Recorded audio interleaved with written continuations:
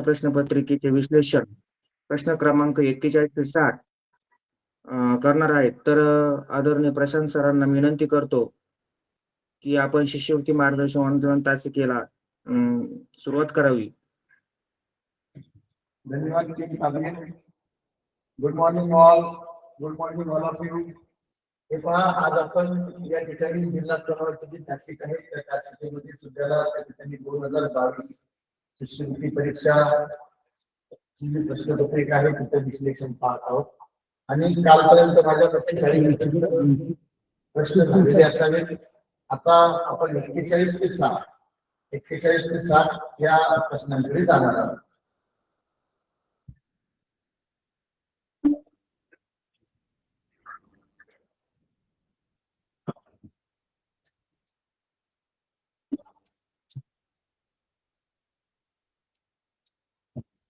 नंबरचा प्रश्न आहे की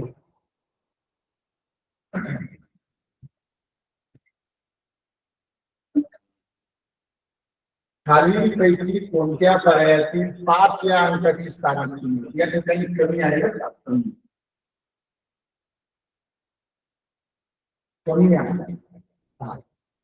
खालीलपैकी कोणत्या पर्यायातील 5 या अंकाची स्थानिक किंमत. आपल्या समोर पर्याय आहे. या ठिकाणी पहिला पर्याय आहे. आता आपण पर्यायाकडे जाऊया. पहिल्या पर्यायाकडे गेल्यानंतर आपल्याला दिसेल जी संख्या आहे 54,389. तर ह्या 5ची स्थानिक किंमत किती आहे? 50,000 आहे. त्यानंतर इथे जर दुसऱ्या पर्यायाकडे आपण गेलो तर दुसऱ्या पर्यायामध्ये जर गेल्यानंतर आपण पाहिले की दुसरी संख्या आहे 49,385. तर त्याच्यामध्ये 5 आहे. त्या 5 कोणत्या स्थानी आहेत आपण पाहिलं तर तो एकच स्थानी, म्हणजे त्या 5ची किंमत काय आहे? फक्त 5 आहे. त्याच्यानंतर आता आपल्याला जरी ही किंमत सगळ्यात कमी दुसऱ्याच पर्यायामध्ये दिसत असली तरी स्कॉलरशिप मध्ये मित्रांनो एक नियम, तो नियम असा आहे की 4ही पर्याय पडताळून पाहिल्याशिवाय आपल्याला अजिबात त्या ठिकाणी उत्तर ठरवायचं नाही. त्याच्यामुळे आपण सर्व पर्याय पाहणार. हा 3 नंबरचा पर्याय आहे. या 3 नंबरच्या पर्यायामध्ये 5 हा सहस्र स्थानी आहे, त्याला 1000 स्थानी असे म्हणतात. तो त्या ठिकाणी या ठिकाणी याची किंमत किती आहे? 5,000. आता त्याच्यानंतर 4 नंबरचा जर पर्याय असेल पहिला तर त्या ठिकाणी 74,592 संख्या आणि त्या ठिकाणी 5 ही शतक स्थानी. मग त्या ठिकाणी पहा या 5ची किंमत 500. आता आपल्याला समजू शकतो आपण की आता सर्वात या ठिकाणी कोणत्या अंकाची स्थानिक किंमत कमी. तर पर्याय क्रमांक 2 हे उत्तर आपलं आता आपण बरोबर लिहिलं आहे. मग आता या अनुषंगाने अजून आपल्याला काय काय येऊ शकतं? तर या अनुषंगाने आपल्याला येऊ शकतं की याच पर्यायामध्ये असं सांगितले 5, या प्रश्नामध्ये सांगितले 5 या अंकाची स्थानिक किंमत कमी. कोणत्या पर्यायाकडे तुम्हाला असं येऊ शकतं सहस्त्र स्थानावरती कोणता आहे अंक आहे? त्या ठिकाणी सहस्त्र स्थानावरती 5 हा अंक असणारी संख्या कोणती असा प्रश्न येऊ शकतो. तो त्या ठिकाणी तुम्हाला दुसरा अजून एक श्रुतीवरून 5 येऊ शकतो आणि सांगू शकतात की या ठिकाणी या 5 आहे 45,389 मध्ये. मग ह्या स्थानची किंमत आणि ह्या स्थानची किंमत त्या दोन्ही स्थानच्या किमतीमधील तफावत किंवा फरक होतो असाही तुम्हाला प्रश्न येऊ शकतो. म्हणजे स्थानिक किमतीवरती अशा 2-3 प्रकारचे प्रश्न आपल्याला करून ठीक आहे.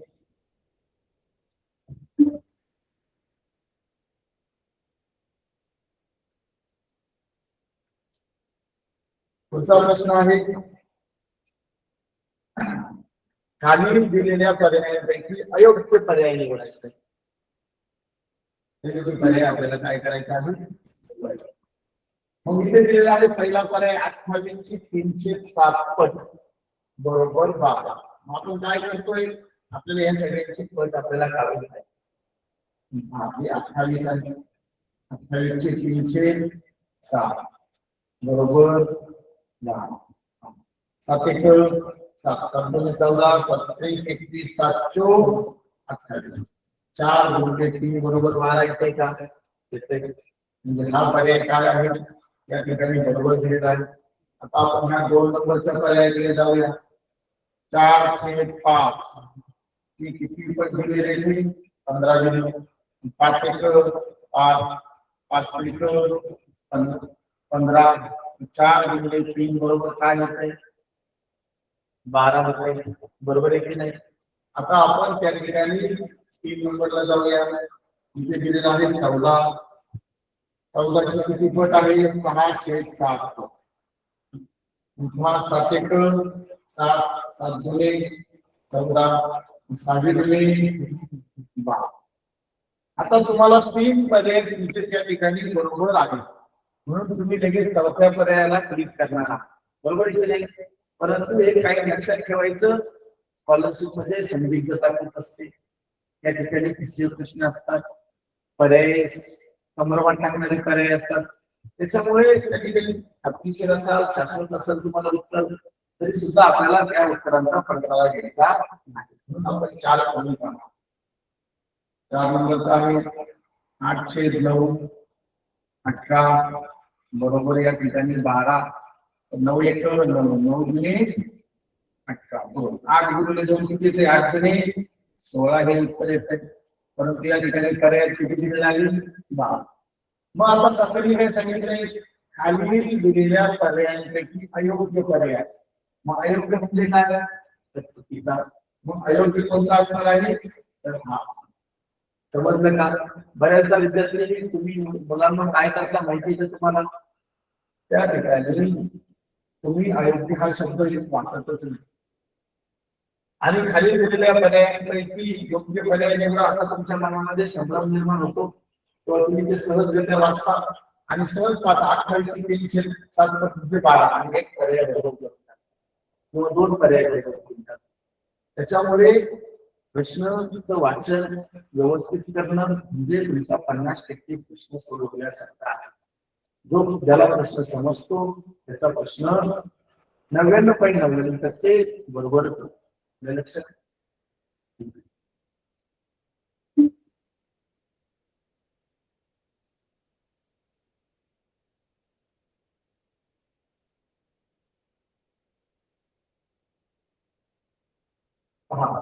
आता हा 43 नंबरचा प्रश्न काय आहे 504 मीटरचा 8 ठिकाणी कापून तिचे समान तुकडे केले तर प्रत्येक तुकड्याची लांबी किती असेल. अतिशय सोपा वाटणारा प्रश्न पण अतिशय तुमच्यासाठी हुशार जे मुलं असतात त्या मुलांजवळून चुकून एक छोटीशी गडबड या प्रश्नांची आपण आधी शिकूया काय गडबड. हा 500 मीटर 504 मीटर तार आहे बरोबर आहे की नाही. ही तार आहे तिची आपण लांबी केली 504 मीटर. आता तुम्ही त्या ठिकाणी म्हणाल सर किती सोपं आहे 504 मीटर भागिले 8 करायचं आणि जे उत्तर येईल ते एका तुकड्याची लांबी असेल असं त्या ठिकाणी मुलांच्या मनामध्ये चटकलं. परंतु ते योग्य आहे का आपण त्याचा पडताळा या ठिकाणी आणि 504 भागिले 8 केल्यानंतर जे उत्तर येतं तो पर्यायाचे 100% असतो. तो कशासाठी असतो तर आपल्याला फसवण्यासाठी असतो. मग आपण याचे तुकडेच करून पाहू. 1 2 8 ठिकाणी 8 ठिकाणी कापायचं. आता आपण इथे एक कापली 2 3 4 5 6 7 आणि इथे एक कापलं तर 8. आता पहा 1 2 3 4 5 6 7 8 ठिकाणी आपण हे कापलं तर आपले तुकडे किती झाले ते आपण पाहूया. 1 2 3 4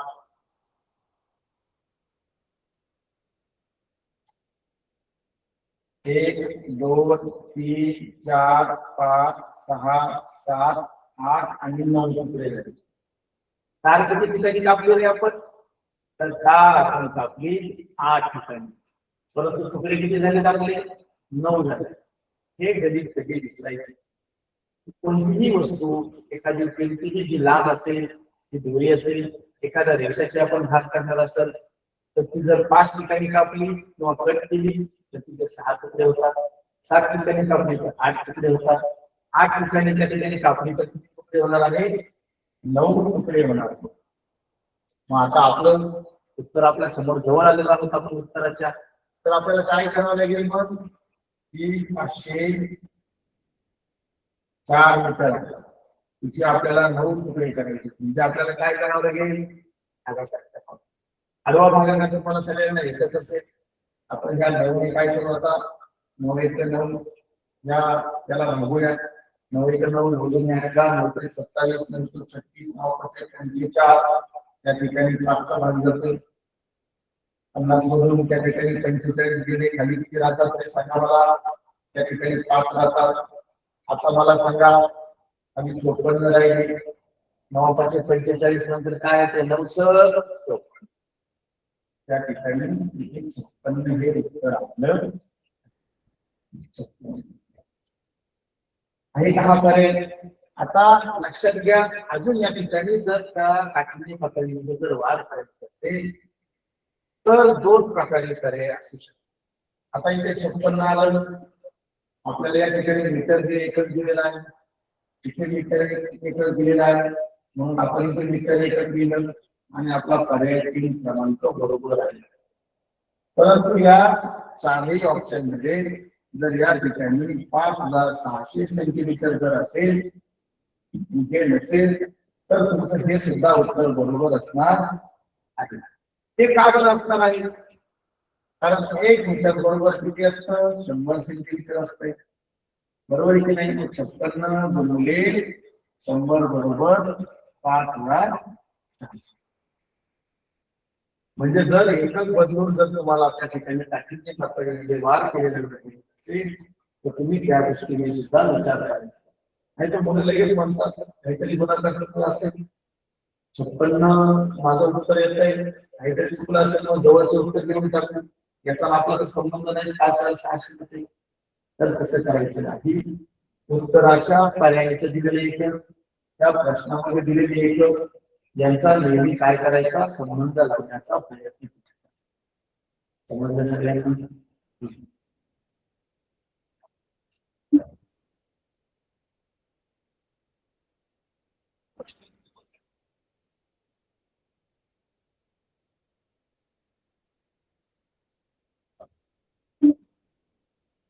आता हा प्रश्न क्रमांक 44 आहे. काय आहे? खालीलपैकी कोणता पर्याय अचूक आहे?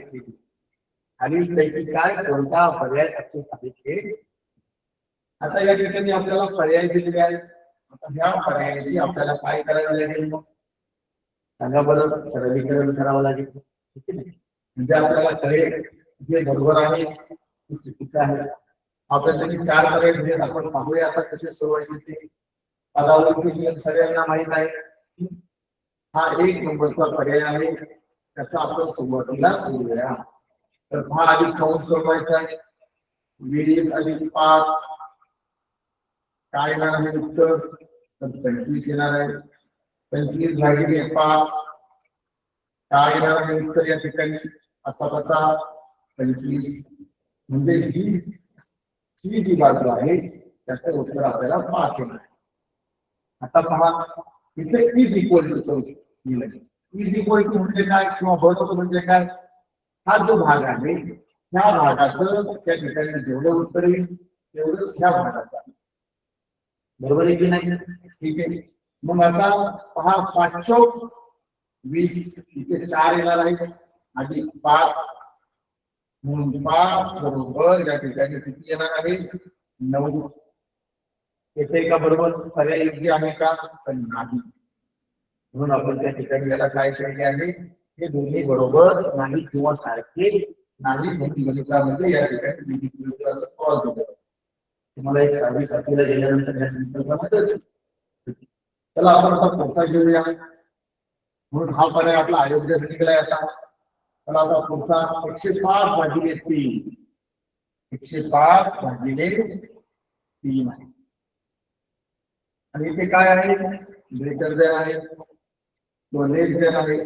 100 हा लेस दॅन आहे. 4 गुणिले 9. आता हे 105 ला आपण 3 ला भागलं, सॉरी 3 ने 105 ला भागलं, 3 3 9 खाली राहिला 1 3 5 15 इथे किती याचं किती उत्तर आले तर 35 आले. आता हे 9 चौक 36. मला सांगा झालंय का बरोबर? त्या ठिकाणी बरोबर झालेलं नाही, कारण हे सिम्बॉल काय दाखवतंय? हे सिम्बॉलचा अर्थ असा आहे की इकडची संख्या या संख्यापेक्षा मोठी आहे किंवा इकडची संख्या ही या संख्यापेक्षा छोटी आहे.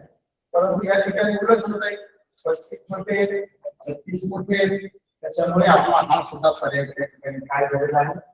चुकीचा आहे. आता आपण पुढे जाऊया.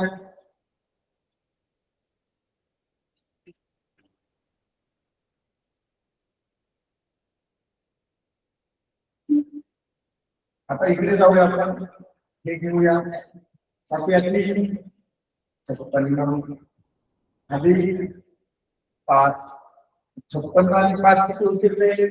सांगा बरं मला. त्या ठिकाणी 61 होतील. बरोबर. हे किती आले? 5 आणि 8 तो 7 आधी आपल्याला कोणती क्रिया करायची? गुणाकार करायची. 7 आली 56 आधी परत इकडे 5 केले, काय येणार आहे? 61 येणार. हा पर्याय तुम्हाला आता बरोबर आहे. या ठिकाणी दिले खालीलपैकी कोणता पर्याय अचूक आहे ते लिहा. 61 = 61 म्हणजे 61 = 61. परंतु आपल्या गणितामध्ये एक नियम काय असेल बरं? आपण सांगितलंय सुरुवातीला की चारही पर्यायांचा परतावा केल्याशिवाय गोल करायचं नाही. लक्षात. म्हणून त्या ठिकाणी काय करणार आहोत आपण? त्याचा सुद्धा करून पाहणार आहोत. 10 100 × 10 किती येतात रे? 1000 भागिले 1 जरी केला तर उत्तर 1000च येणार आहे. त्या ठिकाणी सिम्बॉल आहे. परत या ठिकाणी पहा आता 10 ने 100 ला भागले किती उत्तर येते? या ठिकाणी 10 गुणिले 10 10 100. या सिम्बॉलचा अर्थ काय आहे? 1000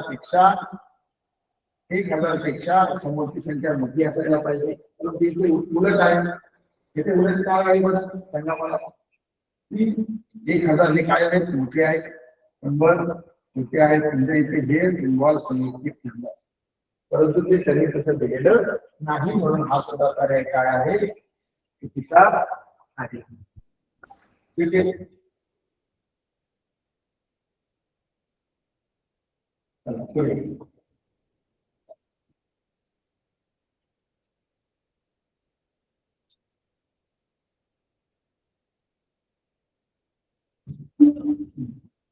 आता पहा, इष्टिका चिठ्ठीच्या कडावर शिरोबिंदूंची एकूण बेरीज.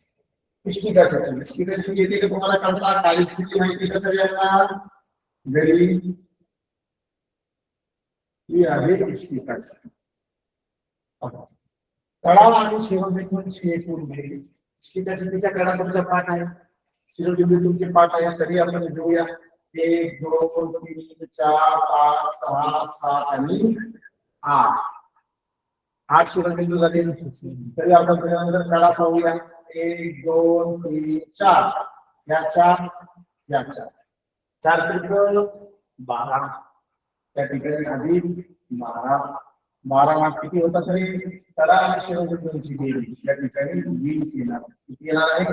20. आता पुढे काय आहे की घनाच्या कडा आणि पृष्ठांच्या. मग आपल्याला घन करून पाहू आपण.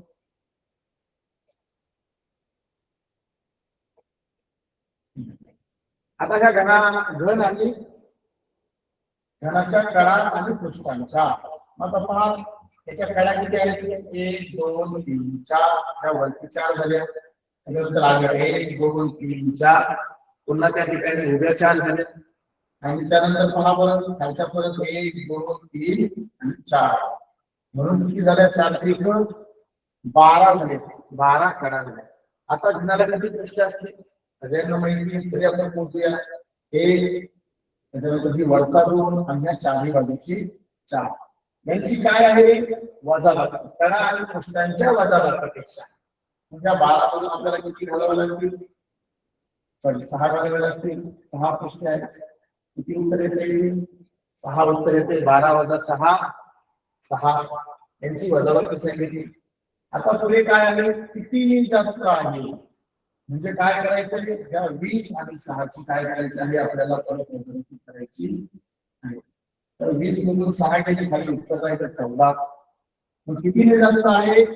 तर 14 आहे का? बरोबर आलंय का सगळ्यांचं? या ठिकाणी पहा, तुम्हाला सगळं पाठ असलं तर याच्या सोप्या पद्धतीने पटपट टाकून करायच्या म्हणजे तुम्हाला काय होणार आहे? तुम्हाला अडचण येणार नाही.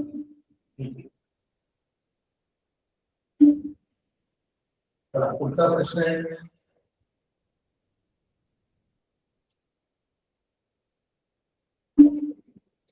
सिव्हिल बँकेतून 20,000 रुपये दशादशे 20,000 रुपये म्हणजे काय? प्रश्न वाचताना लक्षात येते 20,000 रुपये त्याने बँकेतून घेतले म्हणजे ती झाली मुद्दल. दशादशे बरोबर काय? दशादशे म्हणजे दरसाल दर शिकणा काय असतो तो? दर असतो. आणि कालावधी काय आहे? 3 वर्षासाठी. काय आहे? 3 वर्षासाठी. याच्यावरती आधी आपण माहिती करून घ्यायची. आपल्याला सगळ्यांजवळ आहे सूत्र काय आहे? सरळ व्याजाने घेतले तर त्याला बँकेला किती व्याज द्यावे लागेल हे सुद्धा आपल्याला पाहिजे. फक्त व्याज द्यावं लागेल की राज द्यावं लागेल? बरोबर. जर राज द्यायची असेल तर आपल्याला मुद्दल अधिक व्याज करावं लागतं म्हणजे आपल्याला पुन्हा एक पायरी पुढे जावं लागणार. ठीक आहे. चला आपण 20,000 घ्या. सूत्र सगळ्यांना माहितच असेल. मग गुणुले दोन गुणुले छेद 100. काही मुलं म्हणतात कदम छेद 100. ठीक आहे.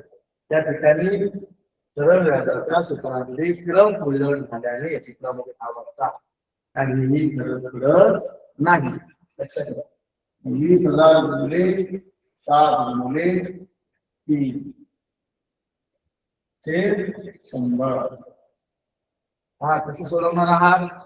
हे 2 शून्य गेले, हे 2 शून्य गेले.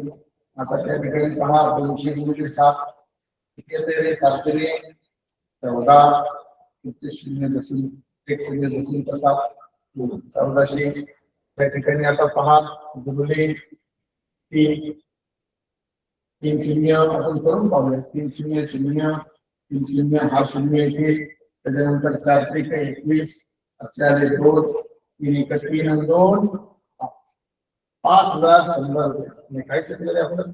14 4 त्रिक 312.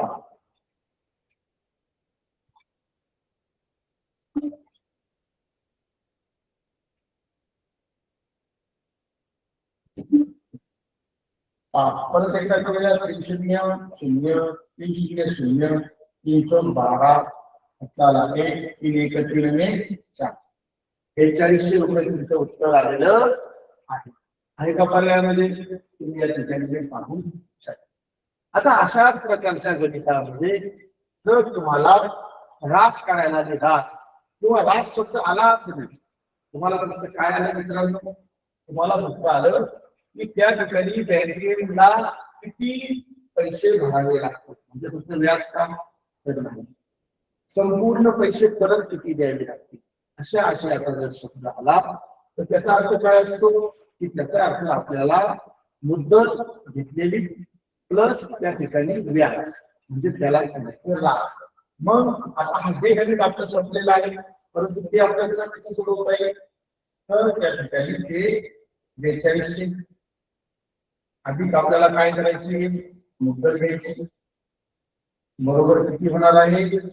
24,200 रुपये आपल्याला एकूण व्याज मिळाले. समजलं का? अशा पद्धतीचं जरी गणित आलं तरी ते आपल्याला सोडवता येणार. ठीक आहे.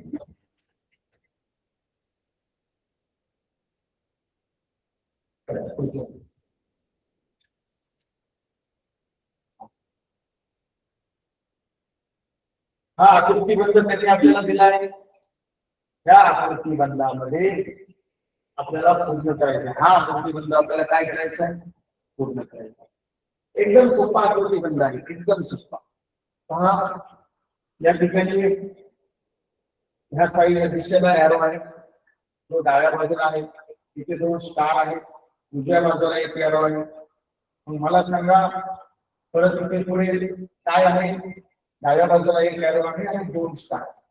म्हणजे आपण पर्यायांकडे न पाहता आकृती बंद पूर्ण करताना पहिल्यांदा पर्यायांकडे न पाहता आपण त्या ठिकाणी आकृती बंद पूर्ण करण्याचा प्रयत्न करू की कशा पद्धतीने घेऊ शकतो. हा या ठिकाणी हा स्टार त्या ठिकाणी काय झालेला आहे, 2 स्टार झाल्यानंतर एक असा ऍड आहे, म्हणून आपण पण त्या ठिकाणी एक असा ऍड टाकूया.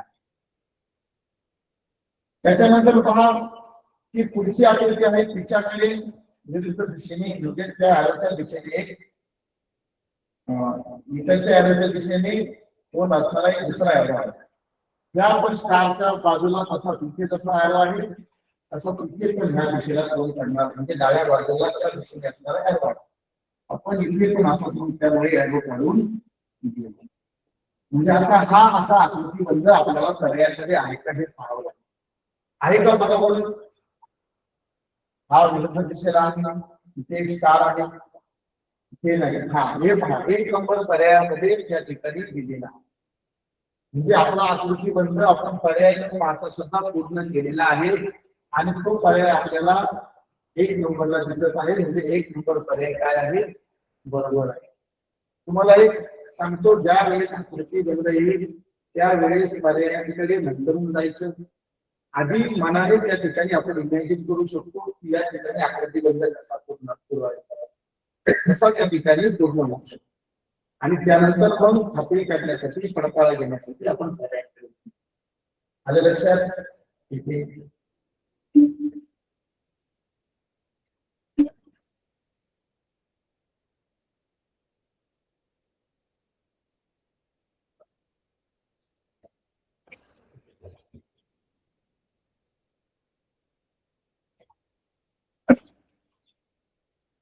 अठ्ठेचाळीस नंबरचा तुमचा आहे पहा, 3/4 या आपण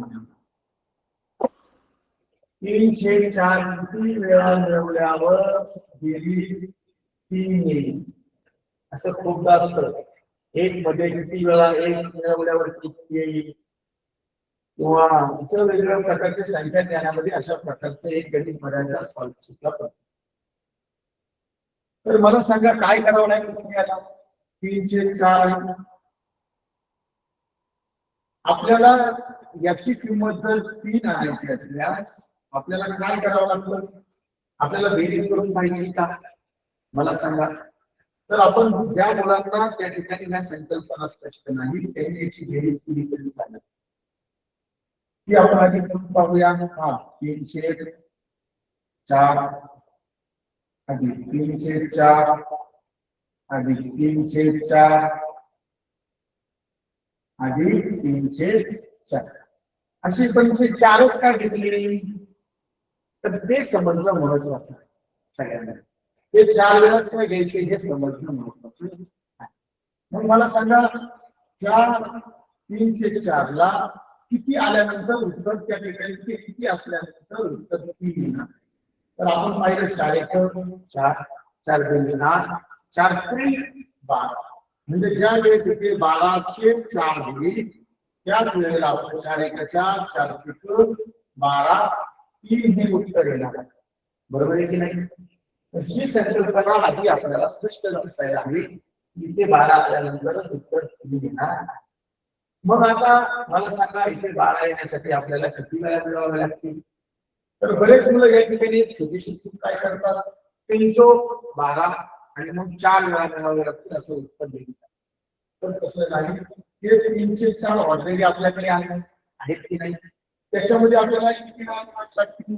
तर पहा 1 3 3 2 7 12 4 येते 4 1 4 4 3 12, म्हणजे ह्या गणितामध्ये आपण किती वेळा मिळवले, 1 वेळा 2 वेळा आणि 3 वेळा. समजलं का सगळ्यांना. म्हणून पर्याय क्रमांक काय येणार आहे, 2 येणार. ठीक आहे, चला पुढे.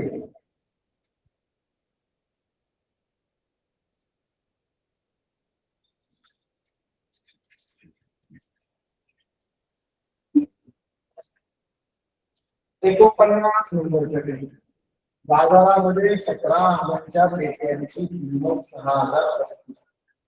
तर तशा 25 आंब्यांच्या पेट्यांची किंमत किती? 17 आंब्यांच्या पेट्यांची किंमत 6035. मग आपल्याला काय करावं लागेल? तर 25 आंब्यांच्या पेट्यांची किंमत काढण्यासाठी सांगा बरं आपल्याला काय करू आपण? तर आपल्याला काय करायचं? आपल्याला त्याच्यासाठी अशी एका पेटीची किंमत करायची, बरोबर आहे की नाही? त्यासाठी काय प्रक्रिया करावी लागते? 6035 भागिले 17, बरोबर आहे की नाही? 6035 भागिले 17 मुलाला आपल्याला काय करायचं आहे? 17 ने भागायचं आहे. ठीक आहे, मग आपण याला भागूया. 17 × 17, 17 × 0 34. सांगा किती येणार आहे उत्तर पुढे? 17 × कोण सांगते? मी तुम्हाला 17चा 12 बोलता. 17 × 17, 17 × 34, 17 × 51. आणि किती राहतात रे? या ठिकाणी 9 राहतात. त्याच्यानंतर परत सांगा 17 × 17, 17 × 34, 17 × 51, 17 × 59, 17 585. 85 गेल्यानंतर इथे परत 8 बाकी राहतात. आणि इथे परत काय करणार आहे आपण? 85 आहेत. 17 आणि परत 17 525. म्हणजे तुम्हाला या ठिकाणी पाढे पाठांतर मात्र कंपल्सरी होईल. त्याच्यामुळे तुमच्या गणिती क्रिया कशा होतात रे? चुकीसाठी होतात. ठीक आहे, मग एका पेटीची किंमत किती आली? 355 आली. तर आता पुढे प्रश्न वाचूया. 25 आंब्याच्या पेट्यांची किंमत 355 गुणिले 25. किती उत्तर येणार आहे? कोण टाकते? पटापटा काढता का? तर सांगा मला आता काय येणार आहे? 25चा फरक लावायचा आहे. 25 5 125 4 12. परत या ठिकाणी 25 5 125, 125 10 135, 137 आणि राहिले 7. वरती आले 13. 25 75, 75 10 85, 85 3 3 85 8,875 रुपये 25 पिकांना लागणार. आंबे आवडतात ना सगळ्यांना? ओके नाही? मग आता मला सांगा कोणता पर्याय आहे? तर पर्याय हा आलेला 8,875. समजलं का?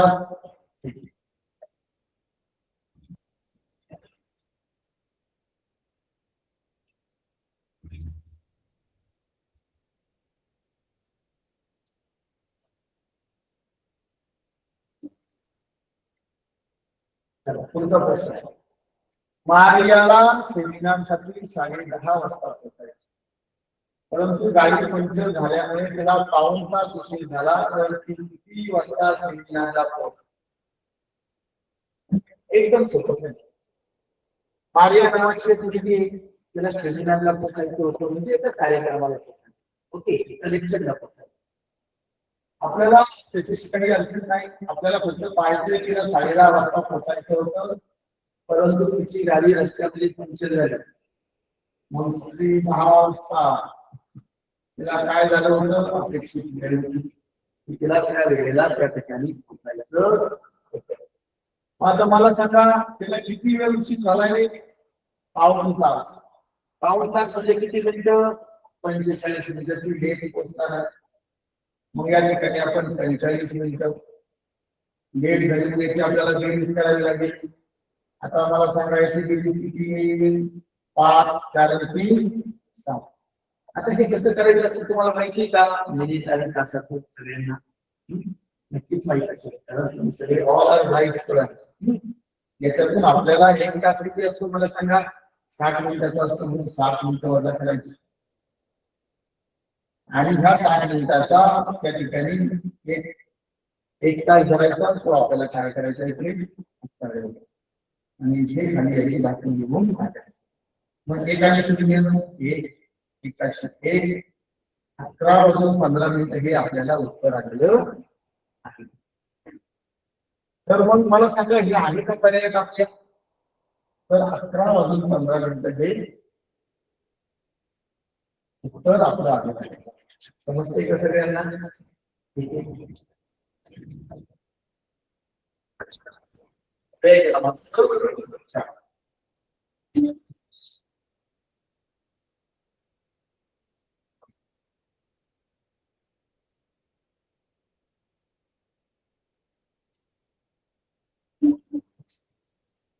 ठीक आहे, आता पहा 51 नंबरचा प्रश्न आहे.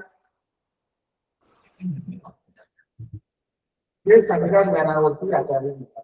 त्यांना संख्या ज्ञान असतील असं तुम्हाला या ठिकाणी विधानावरती एक प्रश्न 100% स्कॉलरशिपला असतो, नवोदयला असतो. आता तुम्ही सगळेजण लक्ष द्या की कोणत्याही संख्येला शून्याने गोंड्यास गुणाकार तीच संख्या येते. म्हणजे आपल्याला संख्या ज्ञानावरती काही पदावलीचे नियम असतील, काही अपूर्णांकाचे नियम असतील, काही कसोट्या असतील, त्यांच्यावर आधारित काही विधानं परीक्षेला बदलू शकतात. त्याच्यामुळे ते आपल्या लक्षात असायला हवी. कोणत्याही संख्येला शून्याने गुणल्यास गुणाकार तीच संख्या येते. विधानांचा पडताळा आपल्याला कसा घ्यायचा आहे, तर तो विधानांचा पडताळा आपल्याला गणिती क्रिया करून हा कोणत्याही संख्येला शून्याने गुणल्यास 5 गुणिले 0 काय उत्तर येणार आहे? 5 शून्य शून्य उत्तर येईल. मला सांगा हे विधान बरोबर योग्य की अयोग्य तुम्ही ठरवायचं. त्याच्यानंतर 2 नंबर पहा, कोणत्याही संख्येला शून्याने गुणल्यास गुणाकार 0 येते. हा, कोणत्याही संख्येला शून्याने गुणल्यास, कोणत्याही संख्येला आपण काय केलं तर शून्याने गुणलं 5 शून्य शून्य तुम्ही ठरवायचे. आता हे पण तुम्ही आपण ज्यावेळेस चारही पर्याय आहे तेच लोकांचं उत्तर आलेलं पाहिजे. कोणत्याही संख्येला एकने भागल्यास भागाकार तीच संख्या आहे. हा, कोणत्याही संख्येला तुम्ही एकने भागा, कोणत्याही संख्येला भागाकार काय तीच संख्या येणार आहे का ते तुम्ही ठरवा. भागाकार करून पहा. एकने भागा काय उत्तर येते मला सांगा. कोणत्याही संख्येला त्याच संख्येने भागल्यास भागाकार 1 येते. हा, कोणत्याही संख्येला समजा त्या ठिकाणी कोणत्याही संख्येला त्याच संख्येने भागल्यास तेव्हा आपण कोणती संख्या घेऊ 11. त्या 11ला 11 ने भागूया तर आपलं काय उत्तर येणार आहे? 11 1 11. बरोबर आहे की नाही? मग आता मला सांगा कोणता पर्याय बरोबर आहे हे उत्तर तुम्हाला तुमच्यापाशी मिळालेलं असेल ते तुम्ही त्या ठिकाणी नोंदवणार आहात. ठीक आहे, समजलं सगळ्यांना? विधान करताना प्रत्येक विधानाचा अर्थ लावण्यासाठी गणिती क्रिया करणं गरजेचं आहे. तुम्हाला तुमच्या उत्तरात तुमचं उत्तर चुकणार नाही किंवा त्याच्यात काही अर्थ येणार नाही.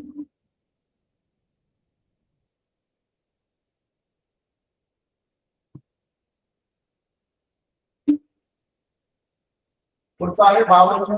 2 अंकी संख्येत 6 अंक असलेल्या संख्या किती? 2 अंकी संख्या त्या ठिकाणी जाणीवपूर्वक लक्षात ठेवा की 2 अंकी संख्या, 2 अंकी संख्यामध्ये 6 अंक असलेल्या संख्या किती? आता सगळ्यात पहिल्यांदा आपण पाहूया की 2 अंकी संख्यामध्ये म्हणजे त्या ठिकाणी 61 पण येतो. 61 ते 69 किती अंक येत असतील बरं? तर हे अंक येतात 9. बरोबर आहे की नाही? त्याच्यानंतर आपण पाहूया इकडे 16 26 36 त्याच्यानंतर 46 56. आता आपल्याला 66 घ्यावा लागेल का? नाही, तर कारण तो ह्या रेषेमध्ये येऊन गेलेला आहे. 56 नंतर 66 सोडून गेला 76 त्याच्यानंतर 86 आणि 96 इथपर्यंत 2 अंक आहेत. 3 3 गुणे 6 2 8 8 आणि 9 आणि 16 ने 17 आणि पर्यायामध्ये आता बऱ्याच मुलांचं ह्या गणितामध्ये लक्षात घ्या. बऱ्याच मुलांचं ह्या गणितामध्ये संदिग्धता निर्माण होते कारण ते या ठिकाणी 66 जो आहे तो इथे पण पकडतात ह्या लाईन मध्ये पण पकडतात. म्हणून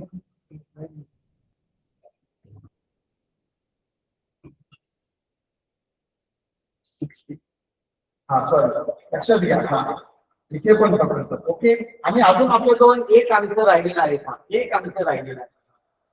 आपला एक 60 हा अंतर आहे, 60 तो आहे असं, बरोबर आहे की नाही? 60 हा अंतर आहे, म्हणजे आपली किती होती? 18 होती. या ठिकाणी आपले 10 होती. आपण 60 पासून सुरुवात केली तर 60, 61, 62, 63, 64, 65, 66, 67, 69 त्या ठिकाणी 10 होती आणि 10 आणि 8 18 होती. तर बरेच जणांचं काय होतं गणितामध्ये, या ठिकाणी 66 हा अंक त्या उभ्या राशीत पण ते घेतला जातो, याच्यात पण घेतला जातो, म्हणून उत्तर किती येतं? 19. परंतु आपल्याला काय करायचं आहे हे लक्षात ठेवायचं आहे की 66 आपल्याला डबल येऊन द्यायचा नाही, म्हणून आपण त्या ठिकाणी 18 हे उत्तर बरोबर घेणार. ठीक आहे, समजलं का? चला पुढे 53.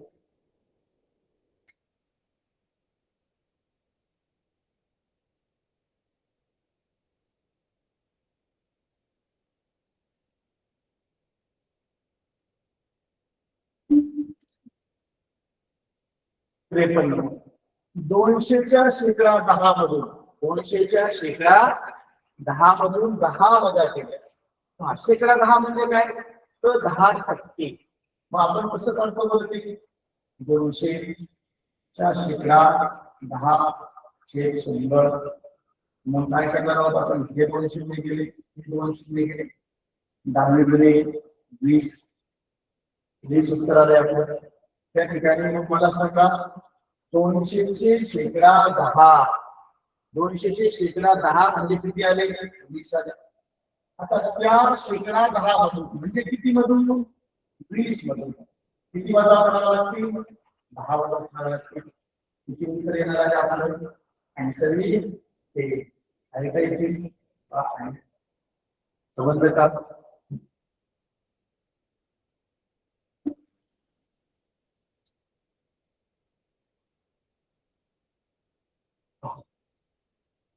खालीलपैकी कोणती जोडी जोडमूळ नाही आणि सहमूळही नाही?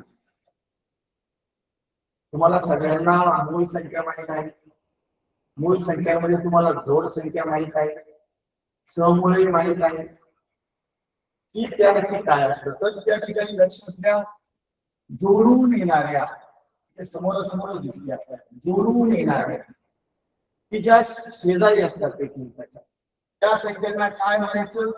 जोडमूळ संख्या म्हणायचं. आता इथे समोरच दिसते आपल्याला की 88 संख्या काय आहे? 11 × 88, 11 भाग जातो, 8 पण जातो, 88 पण जातो, म्हणजे ही मूळ संख्या नाही, जोडमूळ संख्या नाही, म्हणून आपला ऑप्शन इज वनीच आहे. लक्षात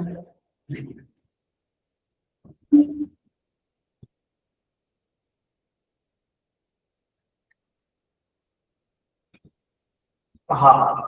आता 55 नंबरचं गणित आहे. 55 नंबरचं गणित काय आहे ते वाचा बरं एकदा. 55 नंबरचं गणित आहे समीकरणे 6,60,000. काय आहे? 6,60,000 ही संख्या अंकात लिहिताना त्यांनी चुकून त्या ठिकाणी 60 ला 7 अशी लिहिली, तर त्याचे उत्तर किती फरकाने चुकले. मग त्याला काय करायचे? आपण एकदम सोपं आपण ना किती फरकाने फरक काढायचा. फरक म्हणजे तुमची क्रिया असते, पण फरक म्हणजे वजाबाकी असते, बरोबर आहे की नाही? तर ही संख्या आपण घेऊया 60 लक्ष आणि आपल्याला काय सांगितलेले आहे? 6,60,000. 6,60,000 याची आपल्याला काय करावी लागेल? वजाबाकी करावी लागेल. वजाबाकी करताना मांडणी महत्वाची आहे.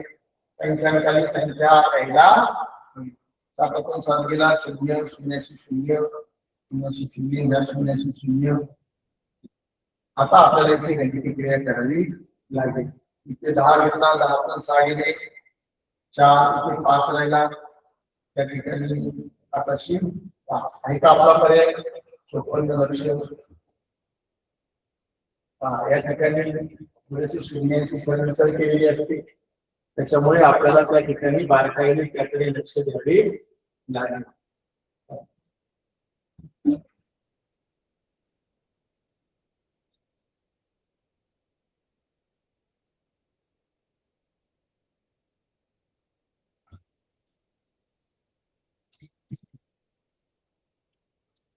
पहा 56 नंबरचं गणित आहे. काय गणित आहे 56 नंबरचं? 5/3/4 काय आहे? 3/4 अधिक 5/6 अधिक 5/8 बरोबर किती? सांगा बरं काय करावं लागतं आपल्याला? अपूर्णांकाची बेरीज करीत असताना सर्वात प्रथम त्याची आपल्याला काय करायचे?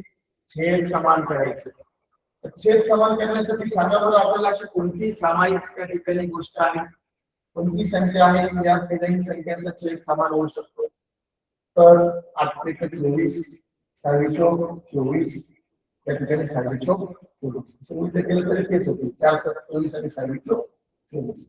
ठीक आहे, तर आपण यांचे छेद सारखे करून घेऊया. त्याला 6 ने त्या ठिकाणी गुणावं लागेल, म्हणजे वरच्याला पण 6 ने गुणावं लागेल. मग वरील संख्येला 6 ने का गुणावं लागेल? तर त्या ठिकाणी त्याच्या किमतीमध्ये बदल होऊन द्यायचा नाही. म्हणून 3/4 काय येणार आहे? 24 त्या ठिकाणी 6 अधिक 5 6 गुणिले काय करावं लागेल आपल्याला? 4 अधिक काय असेल? 5×3 अधिक 8×3. ठीक आहे, ही झाली आपली माहिती. मग 18 थोडंसं शॉर्टकट करूया आपण. 820 आणि 5×3 छेद 24 8×24. ठीक आहे, आता आपल्याला याची बेरीज करायची. किती बेरीज येणार आहे बरं? 20 आणि 15 35 35 आणि 10 45 45 आणि 8 53 53 छेद 53 छेद 24 नंबर 53/24 आहे. मग या ठिकाणी आपल्याला आपल्या या ठिकाणी पहा ऑप्शन मध्ये थोडीशी गडबड झालेली आहे या ठिकाणी टाईप करताना. तर आपण 53/24 हे काय आहे? उत्तर. 53/24 हेच उत्तर. आणि लक्षात त्या ठिकाणी कदाचित 53 असू शकतो किंवा 53 असू शकतो. आणि लक्षात थोडीशी टायपिंग मिस्टेक आहे. चला, समजलं काय सगळ्यांना?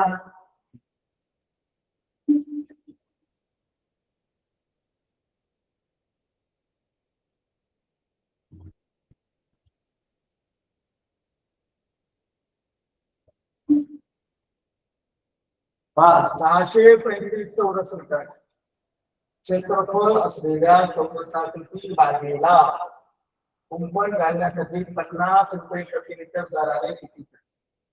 आता सगळेजण इकडे बारीक लक्ष द्या. क्षेत्रफळाचं गणित या ठिकाणी 635 चौरस मीटर क्षेत्रफळ. मग आपल्याला काय करावं लागेल? बागेला कंपाऊंड घालायचे 4 पदरी. मग ज्या वेळेस एखाद्या चौरसाकृती बागेला कंपाऊंड घालतो म्हणजे त्याची आपल्याला परिमिती काढायची असते. काय काढायची असते? परिमिती. बरोबर आहे की नाही? परिमिती काढण्यासाठी आपल्याला त्याची बाजू लागेल. बाजू दिलेली का? तर दिलेली नाही. मग आपल्याला लक्षात घ्या या ठिकाणी क्षेत्रफळ दिले, क्षेत्रफळावरून आपण बाजू काढू शकतो. मग काय आहे चौरसाचं क्षेत्रफळ? चौरसाचं क्षेत्रफळ बरोबर बाजू. किती दिले चौरसाचं क्षेत्रफळ? 625 बरोबर बाजू वर्ग. म्हणजे काय करावं लागेल आपल्याला? याचं 625 वर्गमूळ काढावं लागेल. बरोबर की नाही? म्हणजे काय करावं लागेल? हे चिन्ह जर काढून टाकायचं असेल तर 625 वर्गमूळ किती आहे? तर 25 आहे. 25 बरोबर काय आहे? 5 वर्ग. हे तुम्हाला सगळ्यांना माहित आहे. स्कॉलरशिपची परीक्षा द्यायची म्हणजे 30 पर्यंत वर्ग, त्याच्यानंतर 10 पर्यंत तुझं भाग पाहिजे. आता आपल्याला एक बाजू आली. मग आता चौरसाच्या परिमितीचं सूत्र काय आहे? 4 गुणिले बाजू परिमिती बरोबर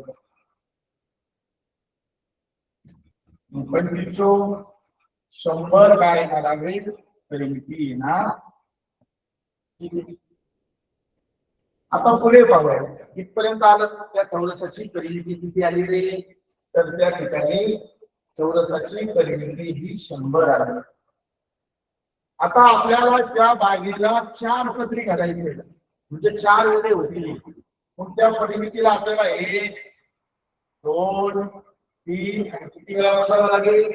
4 वेळा. म्हणून 100 गुणिले 4 बरोबर किती आलं?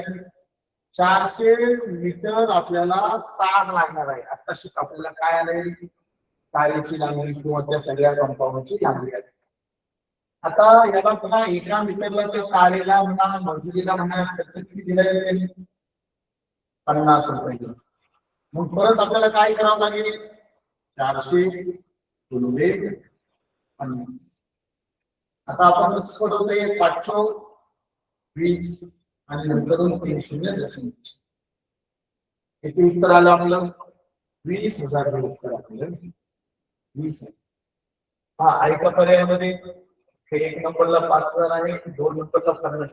4 नंबरला आहे, 3 नंबरला 2,000 आहे, 4 नंबरला 20,000. म्हणजे आपला ऑप्शन 4 इज ऑप्शन 4 इज. समजलं का सगळ्यांना? ठीक आहे.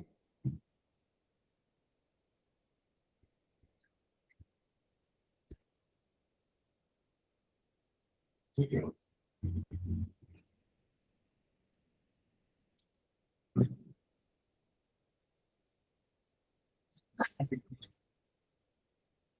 नंबरचा प्रश्न आहे मित्रांनो. एका सेवाभावी संस्थेने वृक्षारोपण कार्यक्रमाअंतर्गत, वृक्षारोपण म्हणजे काय? 100 किलोमीटर लांबीच्या रस्त्यावर, म्हणजे थोडक्यात आपल्या पारनेरपासून किंवा नगर जिल्ह्यापासून पुण्यापर्यंत किंवा नगर पासून औरंगाबाद पर्यंत अशा अंतरावरती झाडे लावण्याचं ठरवलं. त्यांनी काय केलं? 5 किलोमीटरला 1 झाड. किती लावायचं? 5 किलोमीटर अंतरावरती 1. याप्रमाणे दुतर्फा हा शब्द म्हणजे रस्त्याच्या दोन्ही बाजूला, इकडून पण आणि इकडून पण किती लावणार आहे? ते दुतर्फा झाडे लावण्याचे ठरवले. तर एकूण किती झाडे लावायची? हा 5 किलोमीटरला 1 आहे म्हणून सगळी मुलं एकदम पटकन उत्तर काढणार आहे. परंतु यात सुद्धा एक गंमत. तुम्हाला माहिती का काय गंमत आहे? तर या ठिकाणी अशी गंमत आहे.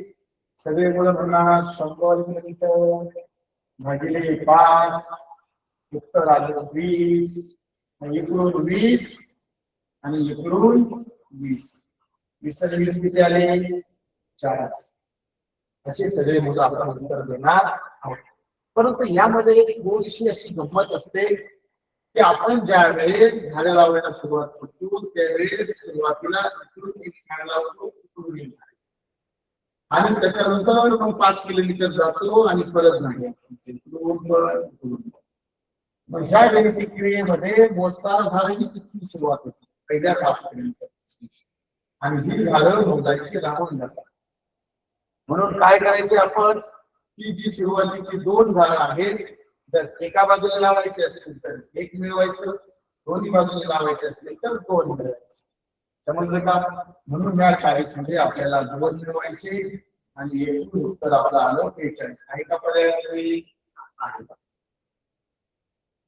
आणि कोणत्याही गणितामध्ये जे प्रश्नपत्रिका सेटर असतात ते हे 40 उत्तर एकदम 1 नंबरला टाकून देतात बघा. इथं सुद्धा हे विद्यार्थी गेल्या 1 नंबरला गोल करून मोकळा झाला. समजलं का?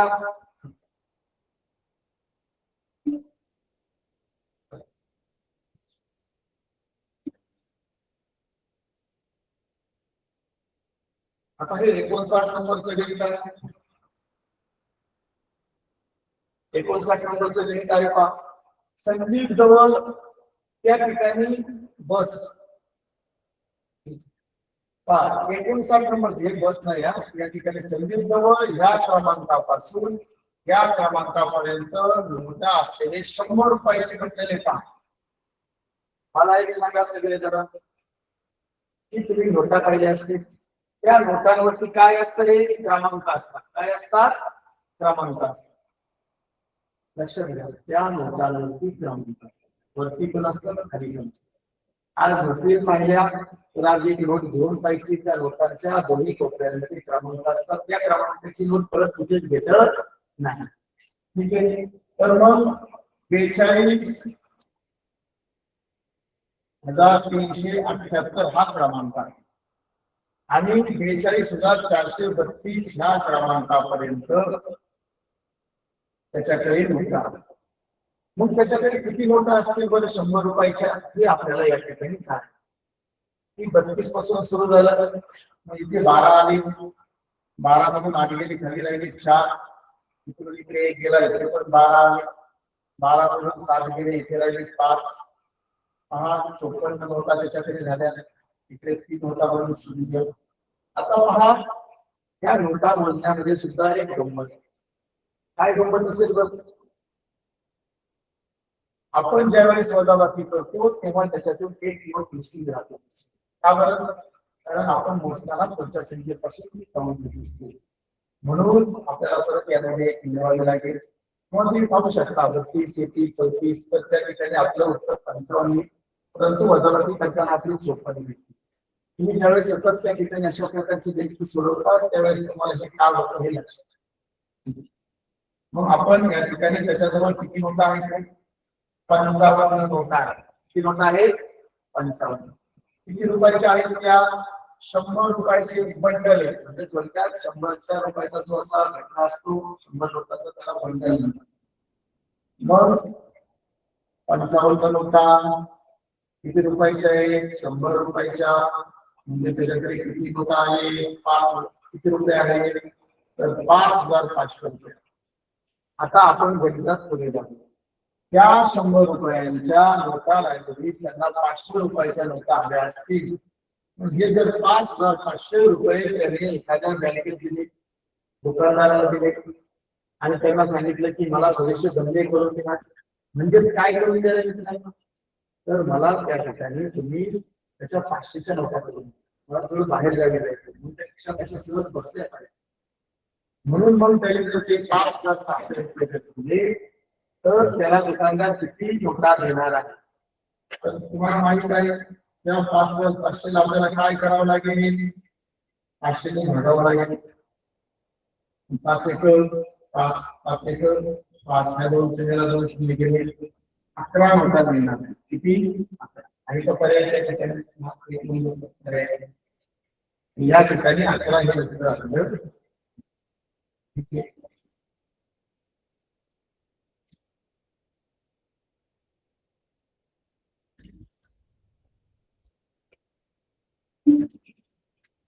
हा आपलं शेवटचं गणित आहे. काय गणित आहे ते? 60 नंबरचं. आदित्यला केरळ सहलीला जाण्यासाठी 9,500 रुपये प्रवास करतो. काय आहे? केरळ सहलीला जाण्यासाठी 9,500 रुपये प्रवास करतो व 7,500 रुपये इतर खर्च झाला. तर त्याचे केरळसाठी एकूण किती खर्च झाला? फिरायला गेल्यासाठी एकदम सोपा आहे. 9,500 रुपये त्या ठिकाणी खर्च झाला प्रवासाला. 7,500 म्हणजे किती बरं? 7,500 हे तुम्हाला आलं पाहिजे. 9.5 7,500 म्हणजे या ठिकाणी 7,550. शून्य काय करावं लागेल आपल्याला याची? तर त्याचा केरळ सहलीसाठी एकूण किती रुपये, म्हणून आपल्याला काय करावं लागेल? याची बेरीज करावी. 0 0 0 5,500 5 7 5 2 7 आणि 7 14 16 आहे का? 16,750 पर्यायामध्ये आहे का? नाही. तर काय लागेल? त्याचं त्या ठिकाणी रूप आहे की आपण याला कोणत्या पद्धतीने वाचन करतो. त्याला आपण काय वाचन करतो? 16.5 करतो, 17 करतो, 17 करतो. तर 17,500 रुपये आपण त्याला वाचन करतो. पर्याय क्रमांक 1 बरोबर आपल्याला. ठीक आहे. तुम्हाला हे 20 प्रश्न समजले असतील. त्या ठिकाणी तुम्हाला नवोदय परीक्षेसाठी होणाऱ्या पुढच्या शनिवारी खूप खूप शुभेच्छा.